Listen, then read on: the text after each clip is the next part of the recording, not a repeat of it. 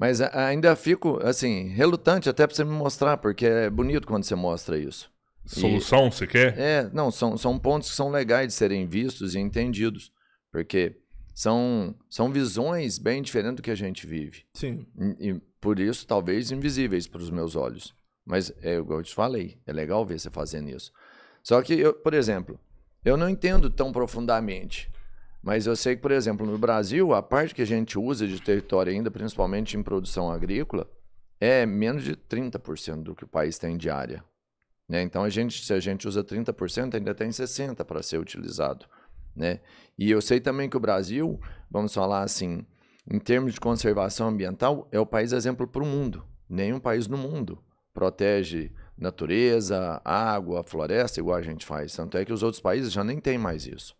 A gente ainda é o maior fornecedor reserva, né? disso. A Europa não tem a gente tem algumas mais, preocupações que eles não tiveram. Né?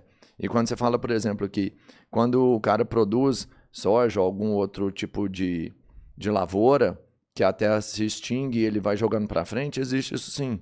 Mas, e aí eu não sou um produtor agrícola, mas eu sei que, por exemplo, a terra no primeiro ano ela produz menos, e no segundo ano mais, e depois no terceiro ano mais, ela me tende a ficar melhor. Ela fica mais rica. Né? O cara vai fazendo tratamento na terra, correções de solo, para que ela produza mais. Não sei se por isso vai ter um colapso final lá na frente, mas eu sei que a terra, com o passar dos anos, ela produz mais. Me faz pensar que ela melhorou, que o cara realmente limpa uma parte ali, mas ele melhora esse chão. Se essa lavoura for tirada desse lugar, o chão ficou melhor, mais produtivo, né? Mais forte. Não vejo, então, também, talvez pela cultura que eu vivo aqui, o agro sendo uma coisa ruim. E já defendi isso outras vezes. O Brasil, eu queria muito que ele fosse industrializado. O Cabeleira já me falou isso, cara, a gente tem que investir em tecnologia. Eu falo, claro, mas para a gente investir em tecnologia, primeiro eu preciso de uma grana. E eu não tenho grana com tecnologia, eu tenho grana aqui com o agro. Eu não vejo como eu tirar o dinheiro do agro e ter dinheiro aqui dentro. Você foi ficar pior aí. Então eu tenho sim que às vezes mudar a política. Mas eu acho que para mudar é um planejamento longo e tem que ser muito bem planejado, porque para mim ganhar a grana, primeiro eu tenho que pôr onde ela vai vir. Se eu não pôr no agro, vai vir dinheiro de onde? Essa é a minha primeira dúvida, né? E aí depois sim, ganhei dinheiro com agro, vou investir em tecnologia, em maquinário, não vou ser dependente dos vilões maiores que a gente sabe que existe, e eles querem que a gente fique realmente como mão de obra produtora deles, né? Fornecendo material para eles viverem bem.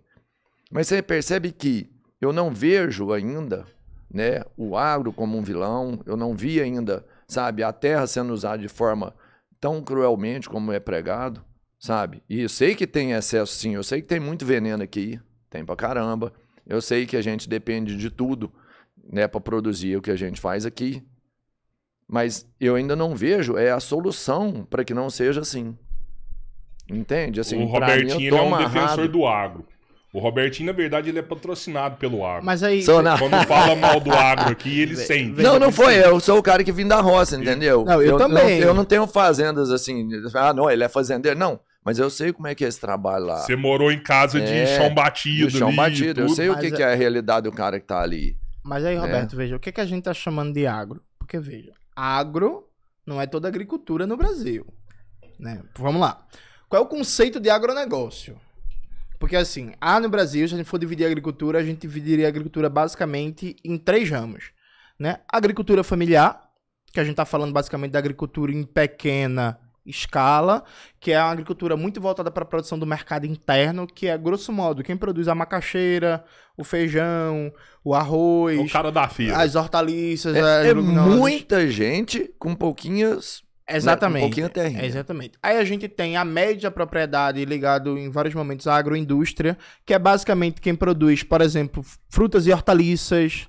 Tá muito também a média propriedade na produção de café. Tá também na produção de leite, de caprinos e por aí vai. E a gente tem um agro que são monoculturas de grande extensão territorial voltadas fundamentalmente para exportação. É o roncador do Brasil. Pronto. Então, assim, o sujeito... Tipo, vamos dar um exemplo concreto. Nomes. Blairo Maggi, família Maggi. que manda no centro-oeste brasileiro, que tem terra maior que a cidade de Recife e que produz soja para enviar para a União Europeia e para a Ásia. Isso é o agro. Tudo exportação. Isso é o agro. Então, quando a gente tá falando do agro, eu não tô falando, por exemplo, do pessoal do sítio lá, que era da minha avó, que planta macaxeira e circula e vende Cabo Santo Agostinho, Morene, Pojuca e região. A gente não tá falando do pequeno agricultor e do médio agricultor que planta café aqui no Triângulo Mineiro, porque mais de 400 cidades aqui em Minas, né, tem plantação de café e... Cara, isso Minas mesmo. Planta um pouquinho e aí depois vem um atravessador que é maior, que compra toda a produção para depois exportar ali pro Porto de Roterdão para circular pela União Europeia. Mas você sabe que o café bom não é consumido aqui, né? Sei disso também, a gente vai chegar lá. Lá em Recife, meu cunhado uma vez montou um negócio lá e tinha fazenda que plantava melão. E eu lembro dele me falar, cara, o melão que eu vi lá, sim, eu nunca comi na minha vida, velho. Perfeitamente. Ele falou, cara, o melão que eu vi lá você me falou era do tamanho de uma melancia e ele nunca comeu na vida dele. Ia tudo pra fora, velho. Eu queria comprar um caminhão trazendo era de melão. A agricultura de exportação irrigada do Vale de São Francisco, ali de Petrolina e região, é tudo pra produzir fruta com água do Rio São Francisco para exportar para a Europa. Aquilo ali não chega na mesa do brasileiro. E aí, esse é o conceito de agro que eu tô falando. Perfeito? Esse agro de exportação. E aí tem um problema para mim, Roberto, que é, veja, o mundo tem recursos finitos. Veja, a água é finita, a terra é finita, os micróbios são finitos. O mundo tem recursos finitos. Tem um ciclo de renovação natural e biológica, só que o tempo biológico é muito mais lento do que o tempo da intervenção humana. Então, tendencialmente, a intervenção humana tende a destruir e impedir a renovação própria dos recursos naturais a partir do seu tempo biológico. E alguns recursos nem têm um tempo biológico de renovação. Então, por exemplo, combustíveis fósseis, quando acaba. Não vai morrer outro dinossauro agora para passar 10, 20 milhões de anos para virar combustível fóssil. Então, qual é o meu problema aqui? Meu problema é o seguinte: quem foi que disse que é importante para o Brasil usar boa parte da sua água e do seu solo para produzir soja para deixar bilionário meia dúzia de pessoas? Veja, não faz sentido. Eu vou te dar um dado. A agência pública lançou uma reportagem no começo do ano fazendo um levantamento dos dados de outorga de uso de águas pela agência federal. Só dados federais, desconsiderando os dados estaduais. Sabe o que esses dados mostravam? Que a Suzano, que é a empresa de celulose, que exporta, é a maior do mundo já, a Suzano usa de água o equivalente para abastecer toda a população da cidade do Rio de Janeiro e de Manaus. E aí tem uma escassez, tem uma crise hoje no mercado brasileiro de papel. Ano passado o papel subiu 30%. O meu livro novo que eu tô lançando agora tá na pré-venda a R$55. Eu queria que fosse 40%, mas não dá, porque ano passado o papel subiu 30%, esse ano subiu 15%. E a Suzano usa mais água do que a cidade do Rio de Janeiro, e pro trabalhador carioca não tem água todo dia na torneira. Mas a Suzano usa o equivalente de água da cidade do Rio de Janeiro para plantar eucalipto, que é um deserto verde, para exportar para o mercado asiático papel. Os donos bilionários, repetindo, não pagam imposto sobre lucros e dividendos. Mas ela tá pagando essa água, não tá? Não, opa, não. Teoricamente, sim, mas veja, os dados que a agência pública levantou a outorga de uso. Regime tributário em cima disso tem que ver casa a casa. Aí porque tem caso de isenção, tem caso de incentivo, tem caso de benefício fiscal. Que é os grandão. Então, assim, tem um problema aqui, pra mim, de concepção. Então é isso mesmo. Aí a gente tem nossos lençóis freáticos, nossos mananciais, nosso regime de águas vai ser usado para plantar soja. Alguém vai dizer assim, mas Jones, o agronegócio sustenta o Brasil. Isso não é verdade. Não impacta na balança comercial? Calma aí, vamos aos números. Primeiro, o agronegócio tem, por ano, mais de 400 bilhões do Plano Safra, por ano, mais de 400 bilhões do Plano Safra, das empresas que recebem isenção fiscal no Brasil, que dá mais ou menos 558 bilhões por ano, 18% são do agronegócio. Então só aqui a gente já achou quase 1 trilhão. 400 bilhões de plano safra, que é juro subsidiado que o governo paga para o agronegócio. Mais 18% de isenção fiscal. Mais de 500 bilhões de isenção fiscal, disso 18% é só para o agro. E aí é só para o agro, mas quando você for fazer uma análise mais detalhada, você vai ver que, por exemplo, um grupo econômico que tem um braço no agro e tem um braço no grande varejo está no ramo tá recebendo isenção fiscal. Só está contando a isenção do agro, mas se você estender para a cadeia produtiva, você vai ver que o agro está abancanhando quase 50% dessas isenções fiscais. Aí o agro não paga imposto na exportação, desde a aprovação da Lei Candir no governo FHC. Não só o agro, como a mineração, não paga imposto. Por ser produto primário? Por ser produto primário. Commodity não paga. Não paga. Pode vender à vontade aí. Exatamente. Desde o governo FHC até hoje. Então você já tem mais outra renúncia fiscal gigantesca. E o que é manufaturado a gente paga, o imposto importado. Paga. E que, inclusive, a Lei Candir é um dos motivos de crise permanente em Minas Gerais. Né? Porque tirou uma receita tributária gigantesca do estado de Minas Gerais, já que a pauta de exportação de Minas Gerais é basicamente minério in natura. Já a gente vai chegar lá. Mas aí não paga imposto, né? Lei Candir. Além de tudo isso, veja, além de subsídio, além de isenção fiscal, além do plano safra, tem subsídio para compra de máquinas e equipamentos importados de fora, né?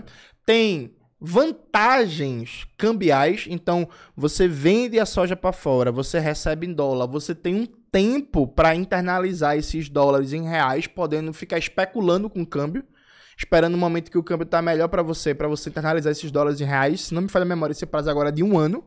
Então o sujeito pode ficar especulando, esperando o melhor momento do câmbio para ele internalizar isso, que é outra mamatinha maravilhosa.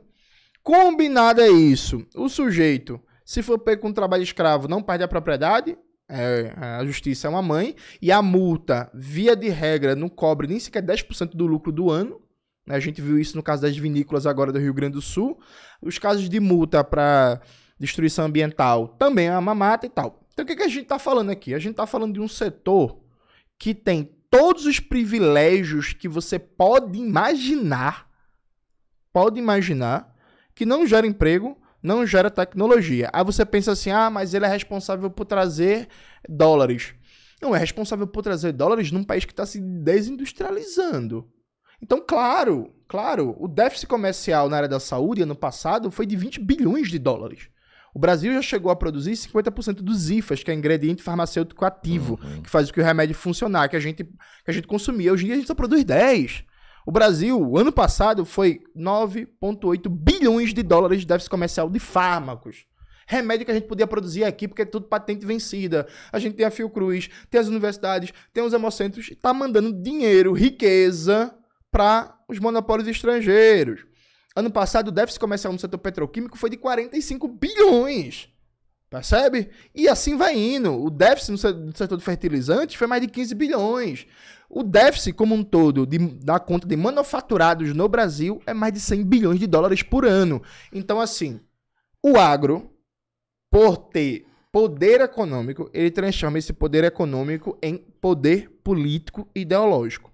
Cada vez mais ele pauta uma política econômica, um modelo econômico que desindustrializa o país, que é a abertura comercial, quer não ter controle da conta de capitais, quer manter o mercado bancário ultra concentrado, porque ele está muito bem, porque ele tem juros subsidiados no plano safra, quer manter uma política de austeridade, de contenção do gasto público que impede qualquer planejamento, quer não ter planejamento nenhum, que na prática a gente não tem planejamento do ponto de vista nacional, desde o governo FHC. Então o agro, ele defende com unhas e dentes uma política que desindustrializa o país, que destrói a complexidade produtiva, que destrói a capacidade de gerar empregos qualificados, que destrói a capacidade da gente fazer um processo de substituição de importação de produtos tecnológicos.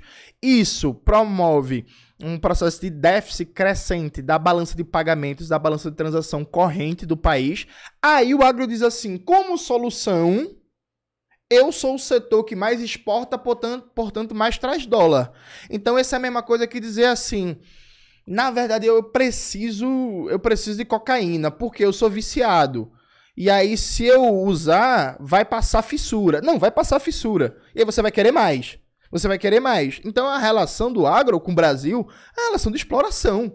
Que os caras dizem que eles estão garantindo a balança de pagamentos do país com a entrada do dólar, mas na verdade o modelo que privilegia o crescimento do agro é que faz com que o Brasil esteja cada vez mais desindustrializado e tenha problemas cada vez maior em termos de déficits comerciais crescentes em produtos complexos, em mercadorias que estão no dia a dia da vida do brasileiro. Televisão, esse microfone, esse celular, os equipamentos que estão ali, essa lâmpada, tudo isso.